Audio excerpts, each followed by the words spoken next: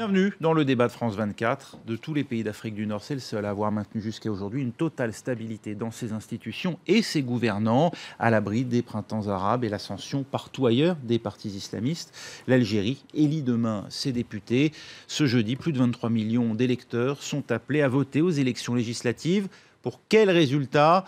On en parle avec Sami Oussedik, bonjour, coordinateur général d'Iptika, l'initiative citoyenne pour la construction d'une république démocratique, pluraliste, sociale et ouverte sur le monde. Je précise également que vous avez été précédemment banquier d'affaires et vous avez créé la première banque d'affaires en Algérie, c'était en l'an 2000. Merci d'être avec nous.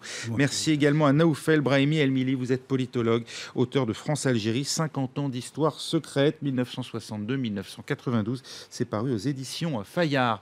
Enfin, Pierre Vermeren, professeur d'histoire contemporaine à l'université Panthéon-Sorbonne. Vous êtes spécialiste du Maghreb, auteur du choc des décolonisations de la guerre d'Algérie aux printemps arabes aux éditions Odile Jacob, paru il y a 2 ans. Et avec nous en duplex d'Alger, Hassan Moali, directeur de la rédaction du journal Le Temps d'Algérie. Merci d'être avec nous. Hassan Moali, le principal enjeu de cette élection, c'est finalement la participation. Les Algériens iront-ils voter? C'est ça la question essentielle demain. Oui, absolument. D'autant plus que tous les partis politiques, opposition et partis du pouvoir, on va dire, y participent. C'est la première fois qu'on a un plateau aussi varié, aussi riche. Quelque chose comme 50 à 55 partis politiques participent.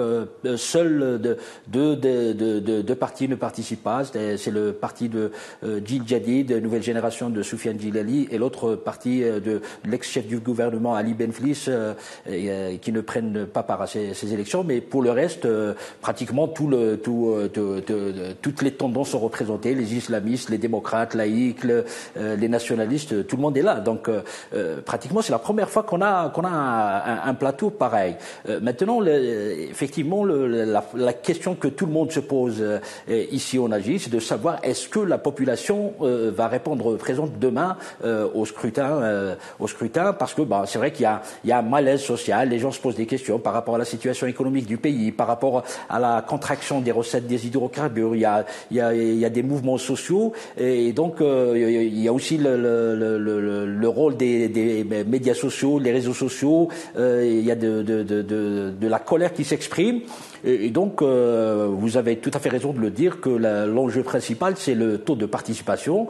Sinon, pour le reste, ça se passe plutôt bien. Ça se passe plutôt bien, nous dit Hassan Moali. C'est votre avis aussi, Sami Oussedik, vous dont le parti appelle à la non-participation à ces élections législatives? Écoutez, effectivement, Hassan Moali a parlé un peu des partis, des 50 partis, c'est déjà beaucoup. En fait, le gros problème qui existe en Algérie, c'est la véritable sécession de la population avec la classe politique. Vous avez un taux, en 2012, le taux de participation n'excédait pas les 42%, taux officiel que je vous délivre, et c'est récurrent. Vous estimez que le taux était gonflé, il était 37% 5 ans plus tôt. Pour vous, ces taux-là qui sont déjà très faibles, même sur des standards, j'allais dire occidentaux, parce qu'on connaît beaucoup de pays où la participation est faible, c'est le cas des États-Unis par exemple, mais même ces taux-là, pour vous, ce sont des taux gonflés? Écoutez, je me pose la question, et j'ai un peu la réponse, sur effectivement le vote des corps constitués, les listes électorales, tout ça se fait en amont déjà. On arrive à quelque chose qui permet déjà de le regonfler, au-delà, je dirais, des dépouillements et autres. Il faut véritablement aller en amont. Et véritablement, aujourd'hui, l'enjeu pour le pouvoir, parce qu'il s'agit de ça, c'est le taux de participation. Et je dirais, les résultats aujourd'hui sont quasiment connus.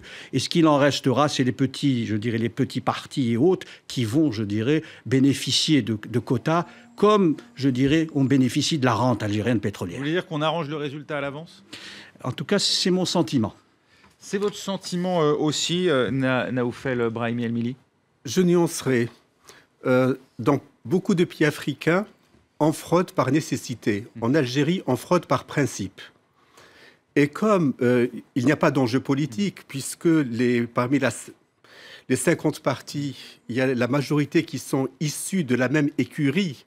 Donc le tiercé gagnant seront les 3 partis uniques. Et La participation en 2012, c'est une participation en 2012. Pardonnez-moi, vous dites 3 partis uniques. Oui. En 1988 et à partir de 1989, Oui. on a mis fin au règne, à la domination du FLN, parti unique, qui néanmoins continue de diriger le pays. Hein, Pour moi, il y a 3 partis uniques. Mais il n'y a pas de parti unique officiellement. Oui, voilà, mais ils se ressemblent tellement que c'est devenu la Sainte Trinité. Le pouvoir repose essentiellement sur ces 3 partis uniques. Et en 2012, ce qui est important, 2012, en plein printemps arabe, comme vous l'avez signalé, le pouvoir algérien réagit par la distribution, c'est l'achat de la paix civile, et le taux de participation n'a pas excédé les 42%. En 2017, on parle d'austérité, de crise économique, donc logiquement, ce taux sera faible. Et c'est le seul enjeu, le seul critère pour ces élections-là. Sauf à ce que les Algériens, les électeurs algériens mécontents de la situation économique se mobilisent pour l'opposition. Ça, on peut l'exclure complètement, Pierre Vermeyren ? Quelle opposition ? On a l'impression que ce scrutin, à vous entendre, fonctionne sur des règles écrites d'avance. Oui, mais c'est ni propre à ce scrutin en Algérie, ni propre à l'Algérie parmi les autres pays, par exemple, méditerranéens, à l'exception de la Tunisie ou des élections qui ont eu lieu après les printemps arabes. C'est le cas pour vous aussi du Maroc, qui a eu des élections législatives récemment, qui ont vu d'ailleurs la confirmation au pouvoir du parti islamiste. C'est des choses qui sont très courantes, parce qu'en rivalité, comme le disait M. Sadiq, le problème c'est que la population est totalement dépolitisée, ou en tout cas elle ne fait aucune confiance à sa classe politique. Et de fait, elle s'abstient massivement. Les autorités, elles, à l'inverse, ont besoin d'avoir du chiffre. Alors, quand on dit la dernière fois que le taux de participation était de 43%, et qu'on regarde, par exemple, quel est le parti, combien de voix, de suffrages a eu le premier parti, c'est-à-dire le FLN, qui est majoritaire au Parlement, il a eu, sur le corps électoral, moins de 6% de l'électorat, sur l'ensemble du corps électoral. Donc vous voyez, même quand il y a une participation apparemment importante, le parti arrivé en tête a un score dérisoire. Donc qu'est-ce que ça veut dire dans ces conditions, la participation et l'opposition ? Alors bien sûr, il y a des oppositions. Il y a des oppositions qui appellent à l'abstention, il y en a qui demandent le boycott, etc. La majorité des partis dits d'opposition demandent cette fois-ci une participation électorale. Mais au fond, quand vous avez 50 partis, vous n'avez plus d'opposition parce qu'il n'y a plus de leader, il n'y a plus de chef, c'est morcelé. Donc, vous voyez, ça relativise beaucoup. On va reparler de la question de la participation, d'ailleurs, dans la deuxième partie de ce débat. Mais je voudrais peut-être qu'on dresse un peu le panorama des forces en présence pour ceux qui nous regardent. Hassan Moali, le parti dominant dans la politique algérienne, et ce, depuis plus de 50 ans maintenant, c'est le FLN, parti qui, longtemps parti unique, qui s'est maintenu au pouvoir ces 30 dernières années malgré la fin du multipartisme. Pourquoi et comment ? Pourquoi ? Parce que en face, malheureusement, l'opposition n'a pas su s'imposer. Il est vrai que le contexte n'était pas très favorable à l'éclosion d'une opposition forte. Le pouvoir ne s'était pas laissé faire aussi. Et il y a eu beaucoup de soucis par rapport à l'organisation des manifestations publiques. Donc, il n'était pas facile, on va dire, d'exercer la politique sur le terrain. Mais par rapport au retour du FLN, je vous ferai observer que le FLN a fait lui aussi une cure d'opposition en 96. Il était complètement sous la présidence de M. Mehri. Il était dans l'opposition. Il avait signé le contrat de Rome en 1995. Après, donc, la décennie noire, ce qu'on appelle ici la décennie noire et le terrorisme, c'est comme si on n'a pas envie de répéter la même erreur et de ressombrer une nouvelle fois dans les bras de l'intégrisme. Et le FLN a été boosté au point de revenir avec l'élection de M. le Président Bouteflika en 99, les élections de 2002, il avait raflé la majorité, il avait remplacé son frère ennemi, le RND, qui lui a succédé un petit peu en 97 comme parti du pouvoir sur lequel le pouvoir s'appuyait, en voyant que le FLN était dans l'opposition. Donc, je pense que c'est un peu dans la nature même du schéma politique en Algérie. L'opposition a a fait d'énormes efforts au début des années 90, mais malheureusement, elle n'a pas pu supporter les coups de boutoir qui lui ont été portés, et finalement, elle est devenue, elle aussi, saisonnière. Voilà, durant cette campagne électorale, on a bien vu beaucoup de partis politiques qui ouvraient ou qui louaient des petits locaux pour servir de permanence électorale. C'est vous dire un petit peu que la pratique politique continue, et le travail avec le peuple et les citoyens n'est pas toujours assuré par ces partis d'opposition. C'est dommage de le dire, mais malheureusement, elle n'a pas su créer un rapport de force, même au sein de ce qu'on appelle la coordination pour la transition démocratique. Et finalement, on a bien pu voir que chaque parti avait son agenda, chaque parti avait ses options, et ils n'ont pas pu s'entendre sur une option pour pousser le pouvoir éventuellement à lâcher du lest, à faire des concessions. C'est une réalité, malheureusement, que tout le peuple algérien constate. Et donc, si on parle du taux d'abstention, effectivement, le plus grand parti politique en Algérie, c'est le parti des abstentionnistes. 65% des Algériens ne votent pas. Habituellement, ce n'est pas nouveau, et personnellement, je m'y attends à ce que demain, il ne va pas y avoir un taux de participation massif, ça va tourner autour de entre 40 et 48% maximum, grand maximum. Maintenant, vos invités sur place, ils parlent de fraude. Moi, personnellement, je n'ai pas le droit de dire dès maintenant, par anticipation, comme une espèce de fatalité politique, qu'il va y avoir fraude. Quelqu'un a parlé du vote des corps constitués. Il faut savoir que les corps constitués vont voter en dehors de leur caserne. C'est déjà un acquis. Maintenant, c'est vrai que la démocratie algérienne, elle est lente, elle avance à son rythme. On ne peut pas... on a tendance en Algérie à avoir un tropisme français. On voit ce qui se passe en France, on imagine qu'on peut réaliser la même chose du jour au lendemain. Ce n'est pas évident. Et encore que même en France, il y a des soucis. Oui. On l'a vu avec les casseroles que traînait François Fillon. Je vous rassure, on a bien suivi la campagne française, et effectivement, elle n'a pas non plus été épargnée de certaines accusations et d'affaires qui aujourd'hui sont toujours devant la justice. Sami Oussedik, sur le cas de l'opposition, ce que nous dit Hassan Moali, elle n'a pas résisté aux coups portés dans les années 90. C'est quoi? C'est à la fois la mauvaise image liée à cette guerre civile en Algérie et cette décennie particulièrement morbide et violente, ou est-ce que ce n'est pas aussi le fait qu'aujourd'hui on voit des partis totalement morcelés? Comment vous expliquez-vous cette division, à commencer d'ailleurs par les islamistes? Est-ce qu'il y a une stratégie aussi du pouvoir divisé pour mieux régner? Bien évidemment, mais juste avant, si vous permettez, tout le monde parle d'élections. Oui. Laissez-moi vous dire que d'abord, l'opposition avait demandé une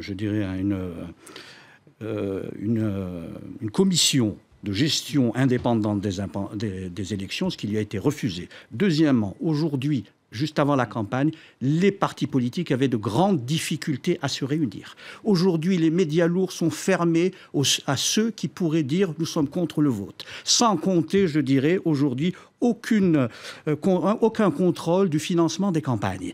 Donc on est dans quelque chose qui ressemble à des élections, mais qui ne sont pas des véritables élections. Pour vous, le pluralisme est quand même garanti quand on voit le nombre de partis en oui, liste, mais de formations.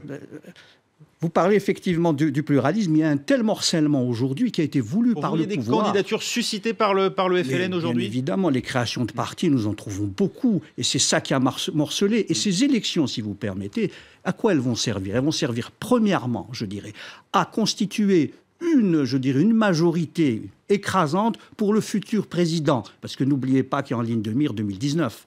Aujourd'hui, ça va recréer une forme de consensus. Et pour finir, que tous ceux qui appellent au vote et à participer à ces élections, et donc à avoir des élus, depuis que le multipartisme existe en Algérie en 1991. Aucun projet de loi de l'opposition partisane a pu être adopté, a fait l'objet d'une loi. Alors à quoi sert-il d'aller au Parlement pour une opposition qui n'aura aucune voix ? Naoufel Brahimi El-Mili, qui incarnera l'opposition demain?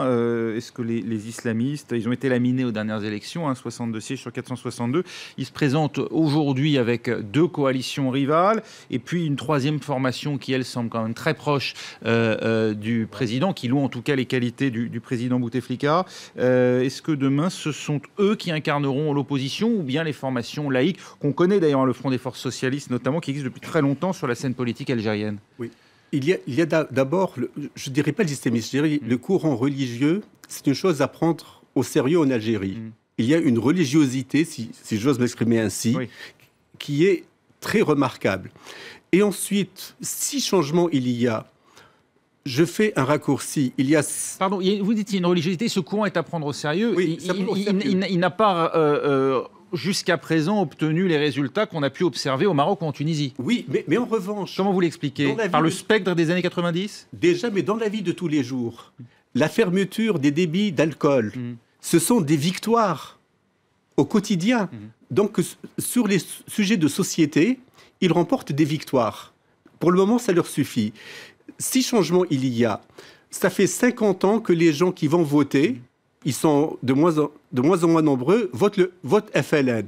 Maintenant, si changement il y a, est-ce que ces gens-là vont voter un courant religieux ou pas? D'une part. D'autre part, bien sûr, juste, on n'a pas parlé de fraude. Le seul élément d'ambiance que j'ajouterais, c'était avant les élections, il y a eu un cas d'une dame députée FLN chez qui on a trouvé une grosse somme d'argent remis par un homme d'affaires pour qu'il soit mis en position éligible sur la liste FLN. C'est un élément d'ambiance.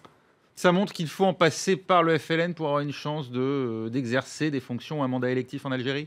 Ou autre parti. Ce qui est inquiétant, ce n'est pas le FLN. Ce qui est inquiétant, c'est le pouvoir de l'argent.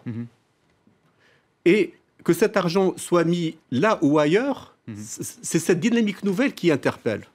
Pierre Vermeyren, juste un dernier mot quand même sur, parce que c'est vrai que vu de l'extérieur et souvent vu d'Europe, on a tendance à assimiler les différents partis islamistes entre eux. Il y a évidemment toutes les nuances qui sont représentées. Néanmoins, c'est vrai que l'Algérie, jusqu'à présent, n'a pas vu de percée significative.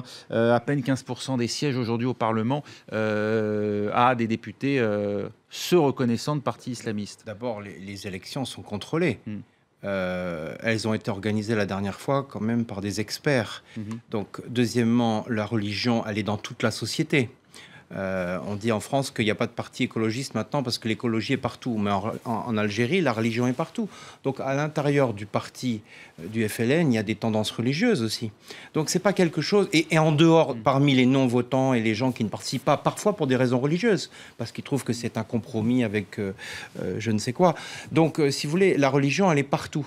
Le conservatisme religieux est très important. Bon, donc ça relativise la place du parti, du parti ou de la branche locale des frères musulmans, le MSP. Mais par contre, comme le disait mon voisin, la question de la religion, de toute manière, elle est instrumentalisée par tout le monde. Vous voyez, donc c'est pas réservé, c'est pas une petite réserve d'Indiens, c'est quelque chose qui déborde. Un patrimoine général de la classe politique. Oui, et c'est un refuge aussi.